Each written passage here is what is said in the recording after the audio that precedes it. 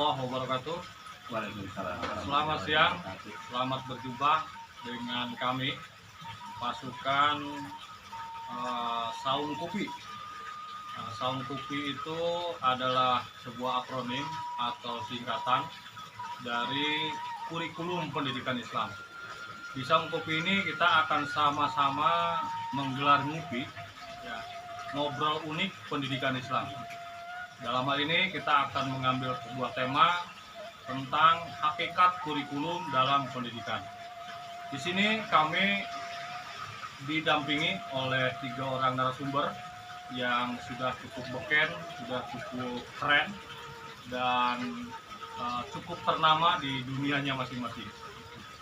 Di sebelah saya ada Kang Zainal Mustafa. Beliau adalah salah seorang akademisi muda, staf pengajar di salah satu sekolah kejuruan di Kabupaten Kuningan. Dia dikenal dengan pembawaannya yang kalem, yang adem, tetapi cukup menggigit dalam situasi yang bergejolak. Yang kedua, di sebelah di samping kanan Kang Jenal, beliau adalah salah seorang pakar di segala bidang. Saking banyaknya bidang-bidang yang dia geluti, itu kadang-kadang sulit kita ikuti jejak perjalanannya. Ya. Dan kadang-kadang juga kita akan mendapatkan sebuah pikiran-pikiran yang aneh dan nyeleneh dari beliau, karena beliau memang cukup dikenal dimulai dari level dunia sampai level akhirat lah, kira-kira gitu. Beliau adalah Kang Haji Ahmad Syuhada, yang sehari-hari biasa dipanggil dengan Haji Oot, salah seorang pimpinan majelis tinggi di Republik Kupi. Ya, Republik Kupi itu kira-kira saudara tua dari Saung Kupi. Ya, saudara tua dari Saung Kupi. Beliau dikenal sebagai sosok yang lihai memainkan kata-kata, kadang-kadang sedikit berbual juga. Dia juga ahli di bidang pendidikan agama Islam, tetapi dia juga menguasai berbagai hal di luar itu. Saya kira tidak penting untuk saya mengulas siapa beliau sebenarnya, karena memang lebih banyak aspek misteriusnya di sosok Haji Oot ini. Kemudian yang paling ujung, beliau adalah salah seorang cendekiawan, intelektual muda yang dikenal cukup kalem, ya, tetapi tidak banyak bicara, tetapi sekali berbicara penuh dengan pesona. Dia adalah Haji Rohman Hidayat, ya, biasa dipanggil dengan Kang Yayat. Baik, para pemirsa, teman-teman, sahabat-sahabat semuanya, agar waktu kita lebih efektif di tempat yang cukup terik ini, di kolong langit, ya, dengan iringan suara pancuran di belakang. Alhamdulillah kita juga ditemani dengan air kelapa muda. Sebelum kita mulai, saya kira penting untuk kami semua menyiapkan stamina agar tetap fit sepanjang masa diskusi ini. Oleh karena itu, sejenak beri kami kesempatan untuk sedikit menyeruput air kelapa muda. Silakan dinikmati.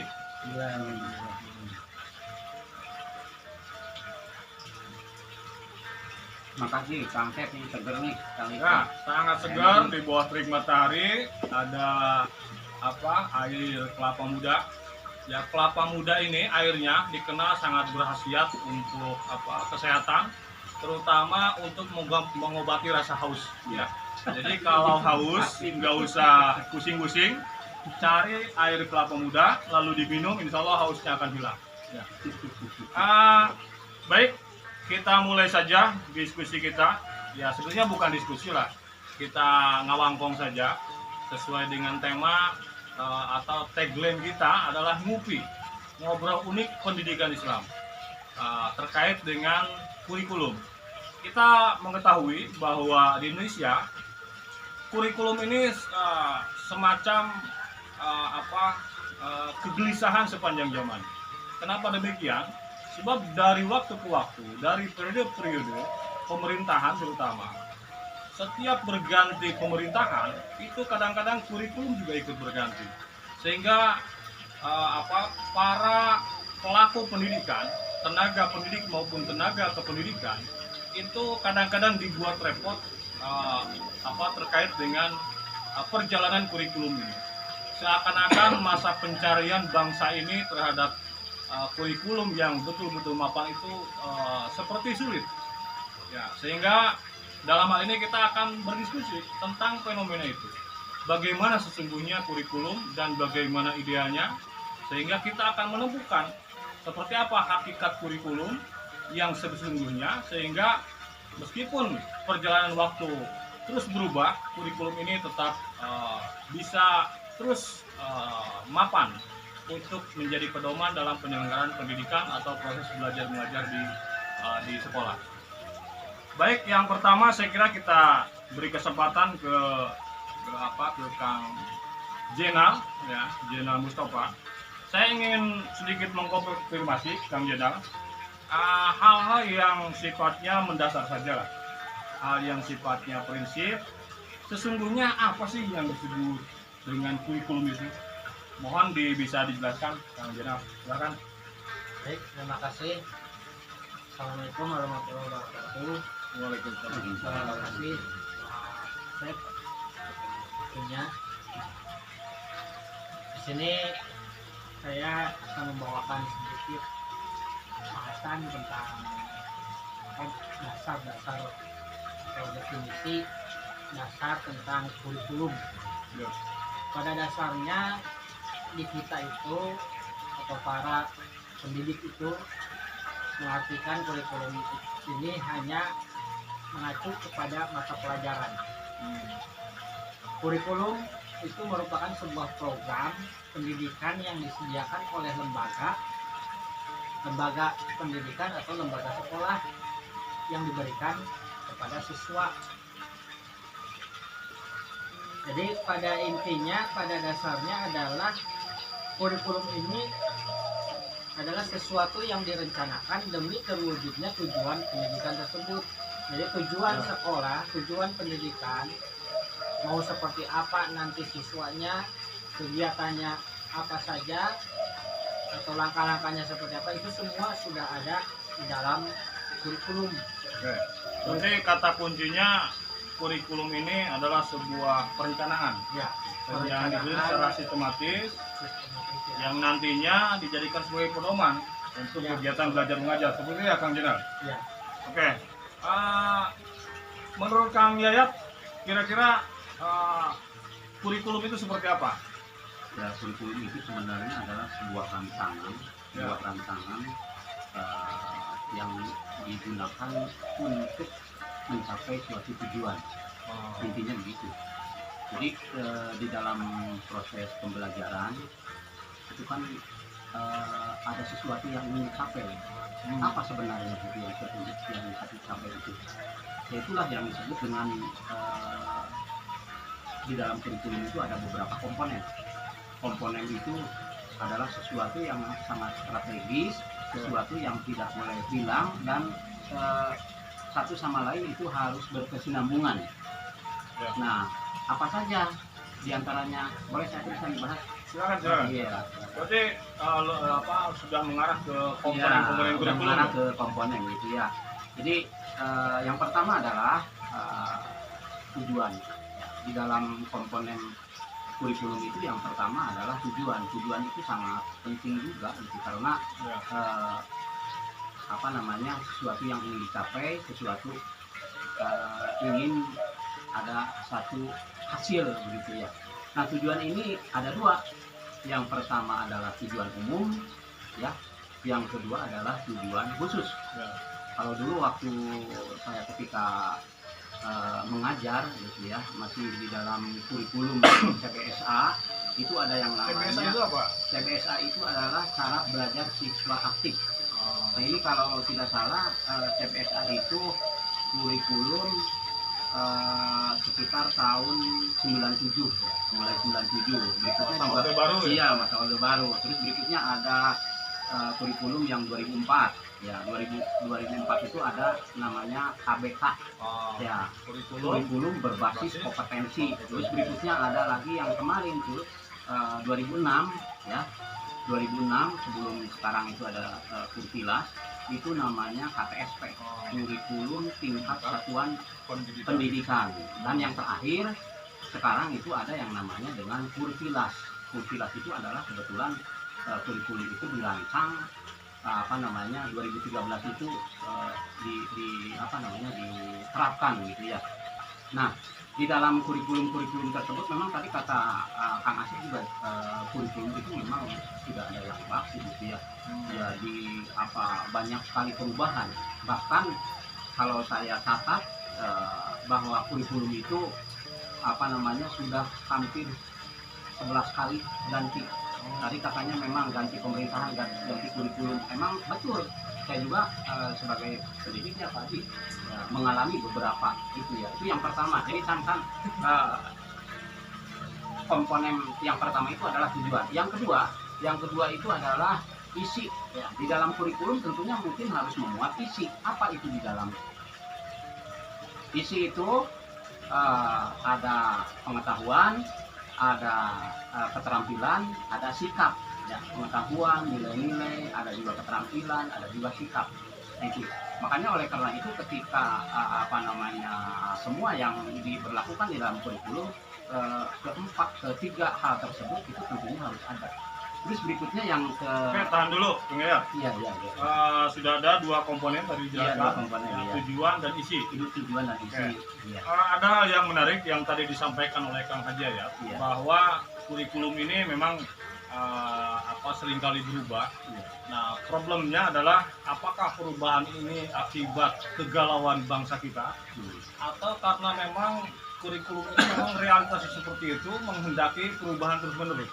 Nah, saya ingin ke Kang Haji Owat terkait hal itu. Kira-kira bagaimana tanggapan Kang Haji Owat terkait dengan sering berubahnya kurikulum mulai dari tadi CBSA, kemudian KBK, KTSP, sampai Kurtilas, dan mungkin nanti ada lagi.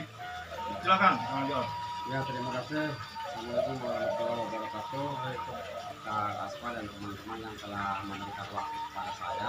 Sebagaimana tadi diungkapkan oleh Pak Haji Yayat bahwa komponen kurikulum itu adalah 1 tujuan, 2 materi, dan ketiga adalah metode, keempat adalah evaluasi. Tadi dipertanyakan oleh Kak Asep bahwa setiap masa itu ada perubahan kurikulum, apakah memang lama kegalauan apa tidak. Pertama jawabannya, yang namanya kurikulum memang wataknya itu berubah. Dinamis. Iya, dinamis. Jadi tidak saklek dalam satu dogma. Itu yang pertama. Cuman yang jadi problemnya adalah perubahannya itu tidak mengarah kepada kebaikan. Nah, kenapa? Karena usulnya cuma 4. Saya tambahkan 1 nih, komponen kurikulum itu misalnya yang kelima adalah keteladanan. Boleh gitu. Kita lihat dalam surat 33 ayat 21 dijelaskan. Ini hebatnya Haji Owat. Haji Yayat tadi baru nyebut 2, dia sudah kelima kan itu. Hebatnya Haji Owat. Oke, lanjutkan. Ya, dalam surat 33 dijelaskan lakon kana lakum fi rasulillahi uswatun hasanah liman kana yarjullah. Sungguh ada dalam diri Rasulullah suri tauladan yang baik. Itu tujuannya apa? Liman kana. Itu kan tujuan berarti. Hakikat sebenarnya itu adalah tujuan dalam hidup. Jadi dia tujuan akhir. Jadi yang namanya kurikulum itu tidak terbatas sama kurikulum yang ada di negara yang tidak di buku-buku. Semua perubahan yang mengarah kepada kebaikan adalah kurikulum. Pak Toto sekali punya anak 1 ya. Bila Pak Toto merencanakan punya anak 5, itu harus memiliki cara.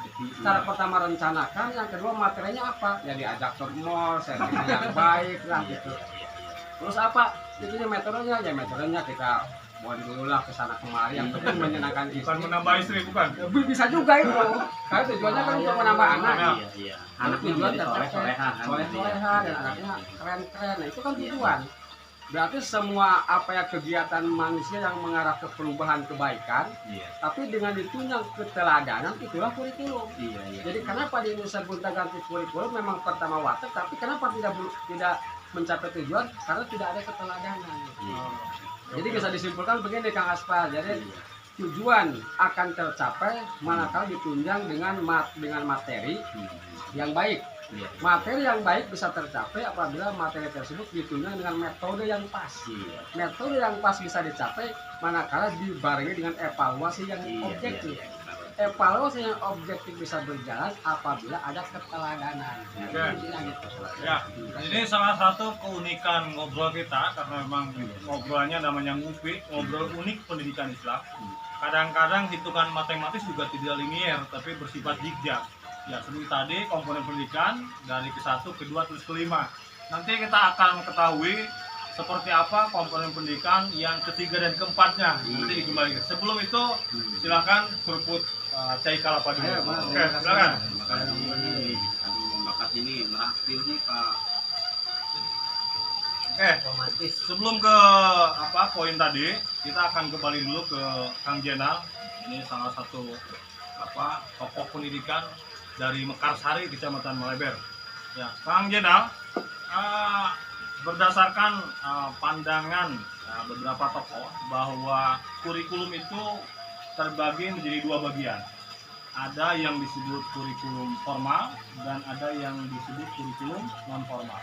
Mohon penjelasan dari Kang Jenal, kira-kira apa yang dimaksud dengan hal tadi yang saya sebutkan. Silakan. Ya, baik, terima kasih. Dalam materi atau dalam sebuah tanggapan makalah ini,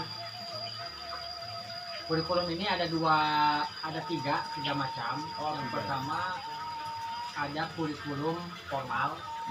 Nah, kurikulum formal ini meliputi diantaranya adalah tujuan pembelajaran, tujuan pelajaran.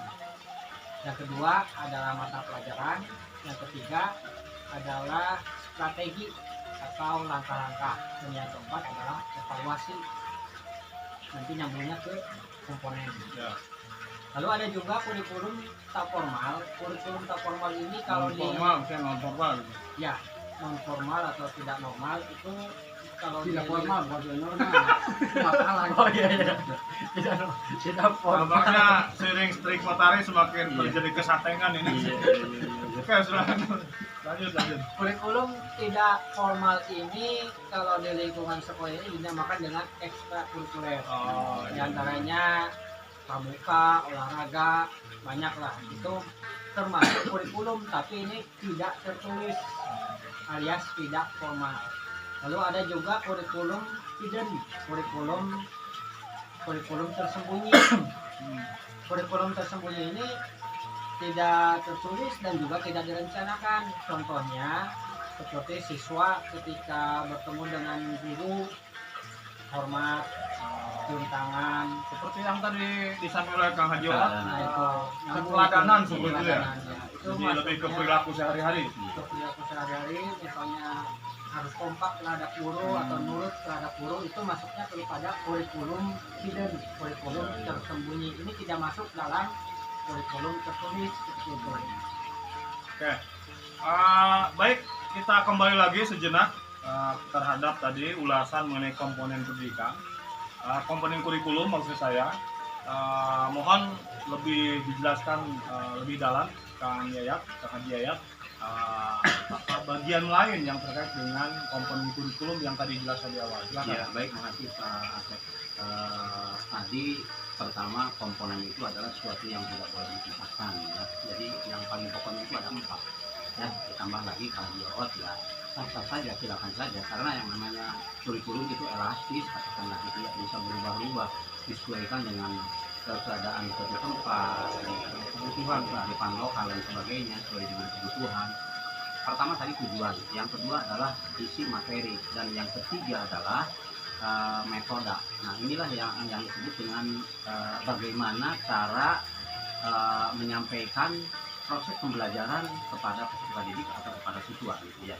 Nah, kadang-kadang begini Pak Kang Asep, tadi kembalikan lagi bahwa kurikulum katakanlah diklaim sebagai sesuatu yang misalkan 2013 gitu ya, kurikulum emang diperhatikan semakin kesini ya semakin maju gitu ya. Ya.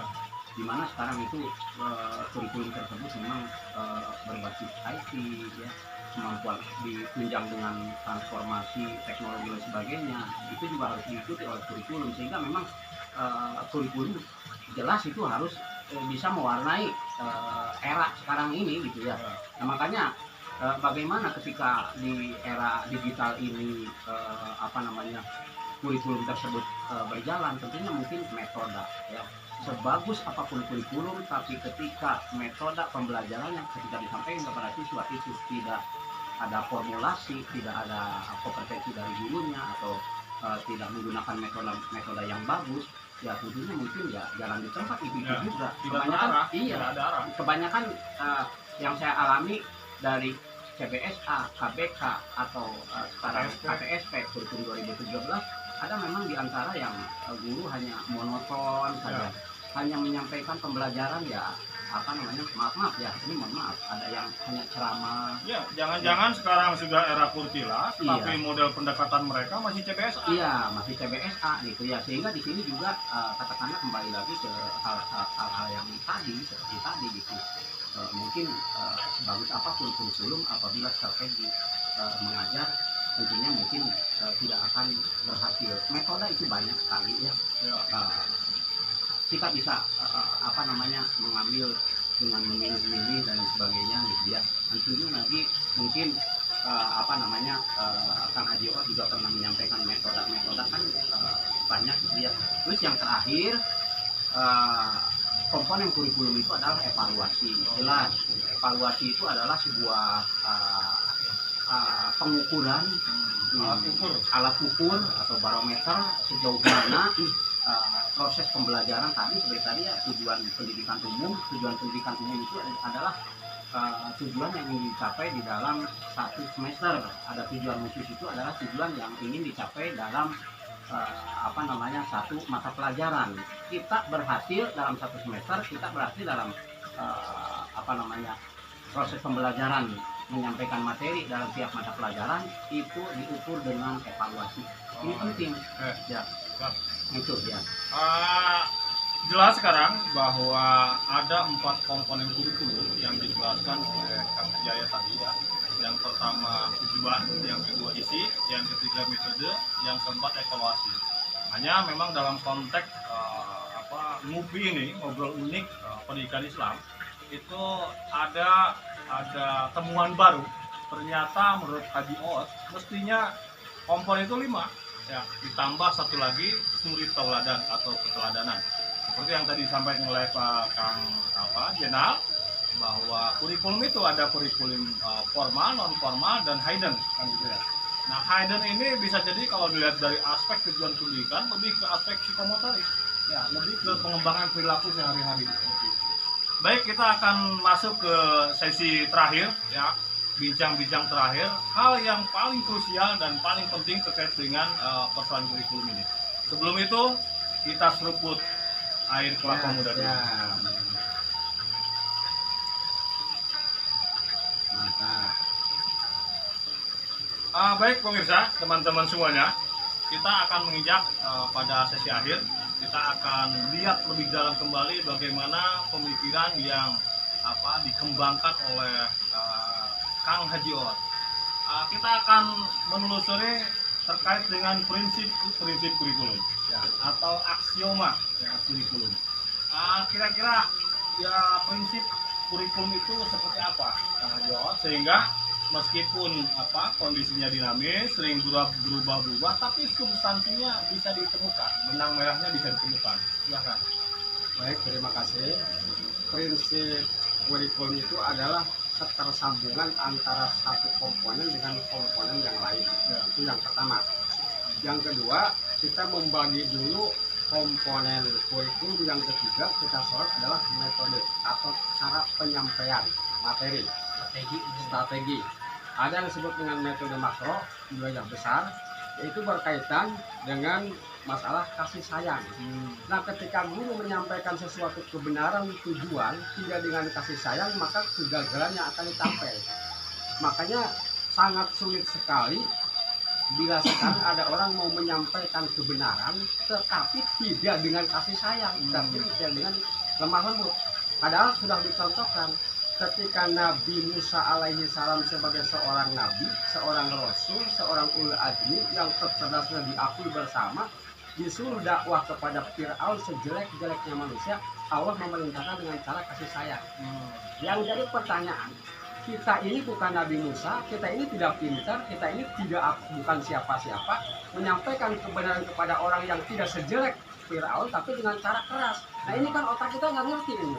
Iya. Bagaimana mungkin guru bisa menyampaikan kebenaran kepada anak kalau tidak didengar dengan rasa kasih sayang? Yang ada itu bahkan begini Pak Haji Ayat. Kebanyakan guru itu menyampaikan ke siswa itu dengan MPP. Apa itu Pelan-pelan.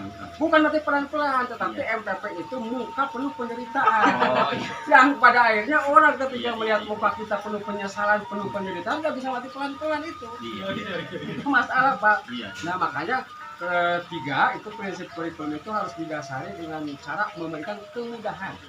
Agar terhindar dari Nah, mati pelan-pelan nah itu. mati pelan-pelan itu. Jadi kita sedini mungkin untuk menjaga-jaga agar tidak sampai ada anak yang ketika kita beri tugas MPP tadi kata saya mati pelan-pelan dengan wajah muka penuh penderitaan gitu. Itu kan masalah itu Pak. Iya. Ya, Jelas bertentangan dengan tujuan Bertentangan dengan pendidikan. konsep kurikulum tadi. Karena di kurikulum itu harus memberikan kemudahan kepada siswa. Ketika kita memberikan tugaslah memberikan jangan banyak-banyak, jangan sulit-sulit. Baik itu guru SD, guru NI, guru SMP, guru MTS, guru SMA, Termasuk sarjana mungkin. pasca sarjana pun dosen memberikan tugas kepada mahasiswa ya yang ringan-ringan aja. Jangan sampai membuat mati pelan-pelan. Nah itu bila dosen memberikan tugas kepada mahasiswa apalagi pasca dengan sangat berat sekali itu sama dengan Nah, ini. MPP. Ini pasti setuju semua ini yang ini. Nah, ini masalah kan. Jadi prinsip itu adalah prinsip pertama kasih sayang, kedua berikanlah kemudahan. Oke. Karena kan kita jelas dalam Al-Quran surat Al-Lail, walaili idza yagsa wa nahari idza tajalla wa ma khalaqal dzakara wal unsa inna sa'yakum lasyatta fa amman a'tala taqwa wa sadaqa bil husna fasanu yasiru yusra. Nah itu dengan cara itu. Allah Untuk kemudahan itu. kemudahan itu. Makanya sesuatu yang baik bagaimana bisa tercapai bila tidak ditunjang dengan kasih sayang dan tidak ditunjang dengan kemudahan. Ya. Barangkali itu Pak Astagfir. Oke, jelas sekali saya kira. Terakhir, kita ingin mengkonfirmasi terkait adanya dikotomi antara pendidikan formal dan pendidikan non formal. Ya, dalam hal ini paling tidak di tingkat kelembagaannya antara sekolah dengan pesantren.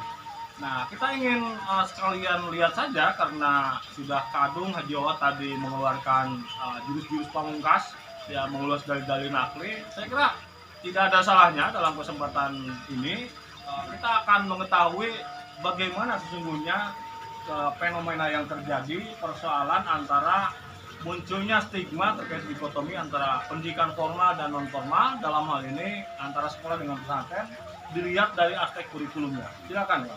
Kebetulan ini juga sebagai MT gitu. Majelis tinggi. Oh iya, majelis tinggi. Nanti akan ada bahasanya. Oke, ya. oke. Terima kasih. Masalah kurikulum antara kurikulum formal sekolah dan kurikulum non formal di pesantren pada intinya sama, berubah untuk menuju kebaikan atau menuju ya perubahan yang baik gitu.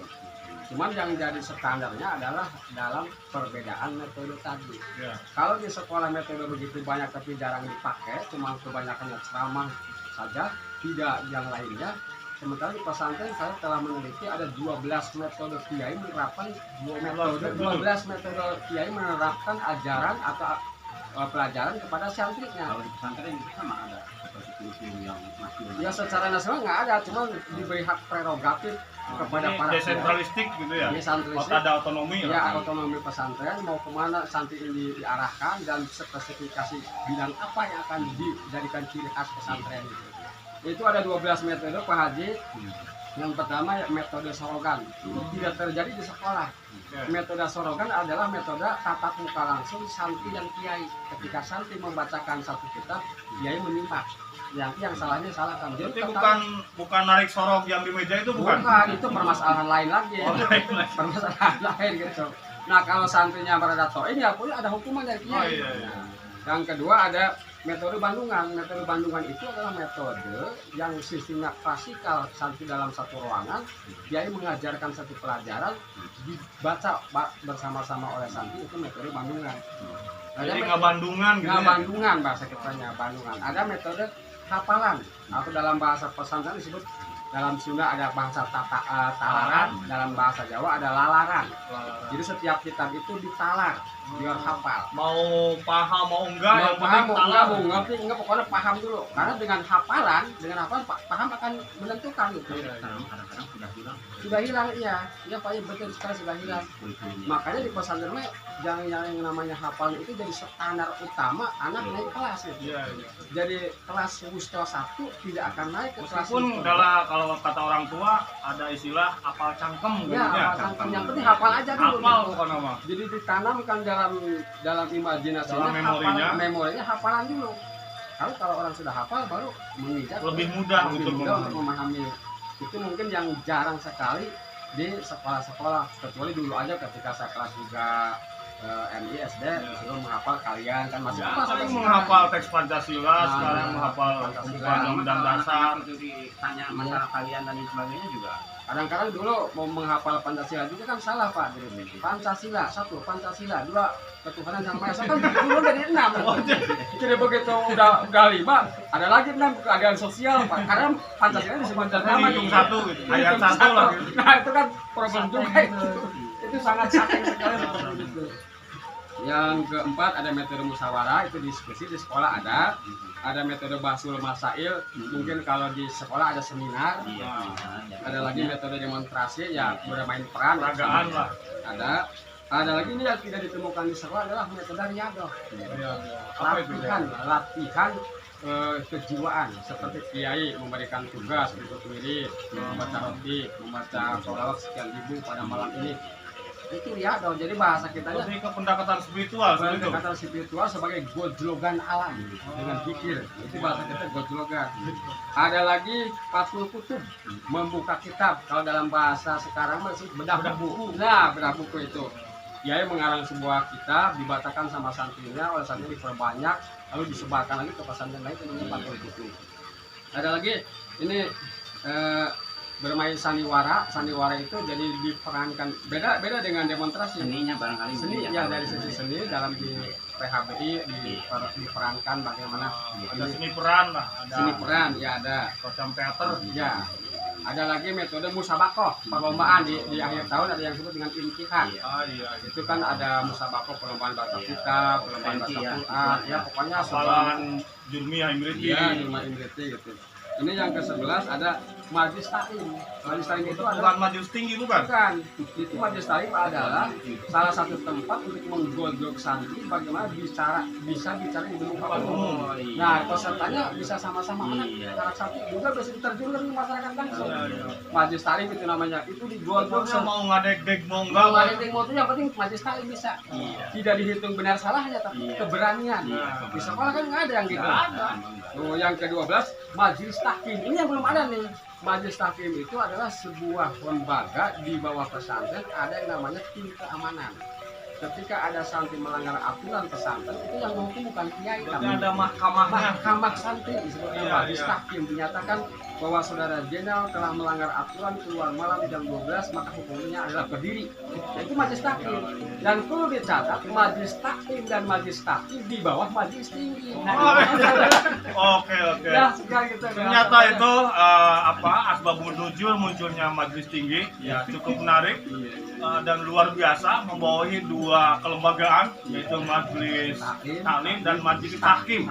Baik, para pemirsa, teman-teman semuanya, cukup menarik proses diskusi ini dan saya kira kalau berbincang terkait dengan kurikulum saya yakin tidak akan ada habisnya. Tidak akan ada tuntasnya, akan terus menarik, akan terus bergejolak kira-kira begitu. Tapi meskipun demikian, kita berharap bahwa bangsa ini pada akhirnya kedepannya akan memiliki sebuah tatanan kurikulum yang betul-betul mapan, yang betul-betul bisa mengadaptasi setiap perkembangan perubahan zaman. Sehingga tujuan nasional pendidikan ya sebagaimana diamanatkan dalam Undang-Undang Dasar itu betul-betul bisa tercapai. Tinggal persoalannya bagaimana para pelaku pendidikan di bawah baik itu tenaga pendidik, tenaga kependidikan maupun para pemangku kepentingan lainnya dapat mengkolaborasikan berbagai hal sehingga konsep kurikulum yang betul-betul ideal ini bisa diterapkan. Kita paling tidak, kalaupun tidak masuk pada tahap fase ideal, paling tidak kita bisa menemukan kurikulum yang cocok. Ya, kurikulum yang cocok diterapkan di bangsa ini, paling tidak di daerah kita di Kabupaten Kuningan. Syukur-syukur kalau ke depan kita mendapati model desain kurikulum yang betul-betul ideal. Saya kira itu saja untuk bincang-bincang kali ini, bincang-bincang ngupi, ngobrol unik pendidikan Islam di Saung Kupi, ya, Saung Kurikulum Pendidikan Islam. Mudah-mudahan ada manfaatnya. Insya Allah ke depan kita akan berjumpa kembali dengan tema-tema yang menarik lainnya. Sebelum diakhiri, mari kita seruput kembali. Ya. Air kelapa muda. Air kelapa muda, nikmatnya makna luar biasa. Baik, teman-teman semuanya, para pemirsa, itu saja yang bisa kami bawakan. Mudah-mudahan ini menjadi stimulus dan memberikan rangsangan untuk kita menggali kembali hal-hal terkait dengan dunia pendidikan, terutama pendidikan Islam. Akhirul kalam, saya sebagai host Asep Fauzi atau biasa dipanggil Aspa mengucapkan terima kasih atas perhatian pemirsa dan teman-teman semuanya. Terima kasih juga kepada Kang Jena, Kang Haji Oot, Kang Haji Ayat, sehat selalu, mudah-mudahan selalu diberikan kesehatan dan keberkahan lahir dan batin. Demikian, ingat tetap laksanakan protokol kesehatan dengan melaksanakan 3M, menggunakan masker, lalu mencuci tangan dengan air bersih dan mengalir, dan menjaga jarak, ya, menjaga kerumunan. Insya Allah kita di sini menerapkan standar protokol kesehatan. Demikian ditutup. Wassalamualaikum warahmatullahi wabarakatuh.